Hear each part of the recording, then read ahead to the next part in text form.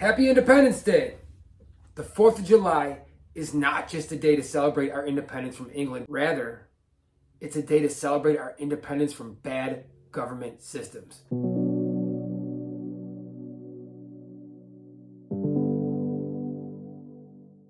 When we talk about Independence Day, what was America independent of? Was it independent of England? You could argue that, but not really. We weren't independent of like a country. We were independent of their system.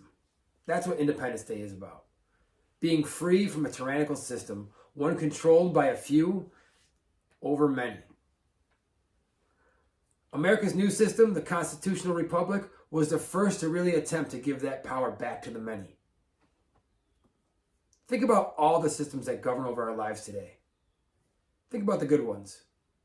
The better they are, the better your life is under them. From work, to school, to cell phones, to the transportation systems we use every single day. Systems matter. Systems matter. Now think about the systems of government. It's kind of cringy because government has been corrupted, and a corrupted system hurts those using it. So much about the way we feel about life comes as a result of the systems we allow to govern over us. When America ushered in a new democratic republic, was it perfect? No, it wasn't perfect. But it was designed well enough to evolve. Modern critics of America like to point out that many people who founded this country partook in horrible things. And it's true. They did. But there's another truth. Every other system on earth also had those horrible things happening, and many additional things excessively worse. As time passed, America's new system proved its value by correcting course. It adapted.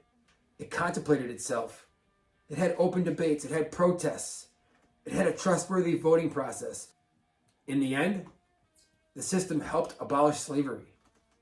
It included women in the voting process. The system recognized its errors and introduced child labor laws. It built massive infrastructure that all kinds of positive things were built on. It helped pull tens of millions of people out of extreme poverty.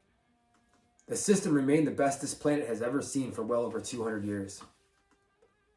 People were willing to uproot their lives and move their families across the world for just the chance to live under this beautiful system, one that allowed for freedom of expression, freedom of trade, freedom to grow to potential, and freedom to have a voice, a say, a vote, and how we, the people, were going to be governed. The Statue of Liberty became a beacon of hope to millions of people. So when you celebrate the 4th of July today, what you are celebrating is the best governmental system that has ever existed on this planet, and all the people who made sacrifices to keep it in place and to keep it safe and to keep it so we could keep using it. Some people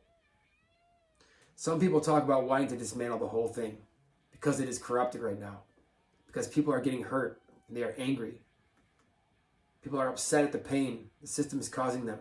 They want to tear it all down, but that would cause even more pain. If the system breaks, a lot more people are going to get hurt. So those people are wrong. That's not what you do. If we have an example of the best system on earth that ever existed in the history of the world, we should probably look at that system and try to improve it.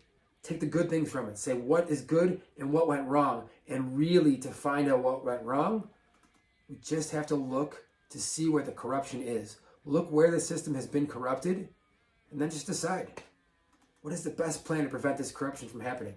How do we shield our system from corruption? How do we protect it? We already know the answers. It's transparency. It's using technology to hold representatives accountable, like we just wrote about a couple articles ago. It's decentralization. It's getting all of the people from the left, the people from the right, as Tim Kennedy calls it, the radical centrists. That's the important part. Get the most people in the middle there to stop for a second and to focus on this one problem, fixing the broken system. How can we come together and fight for a common thing that all of humanity should agree on? I mean, let's work together and protect the systems that govern over our lives from the obvious corruption that is happening. Just like when a computer has been hacked and has a virus, it's not a good idea to sit around and argue what programs are going to run better on the computer. It doesn't matter. No program's going to run better. We got to fix the computer first. The system has to work first. So let's focus on that. Well, I mean, we all have to agree on that, right? And the people who will be against that are going to out themselves as people who are corrupting the system. Because everyone should want a transparent system, one that works for us, one that we trust, one that helps the people achieve their maximum potentials. So let's just get together. Let's discuss it. Let's rationalize. Let's strategize. Let's work together. It'll be worth it. All right, everybody.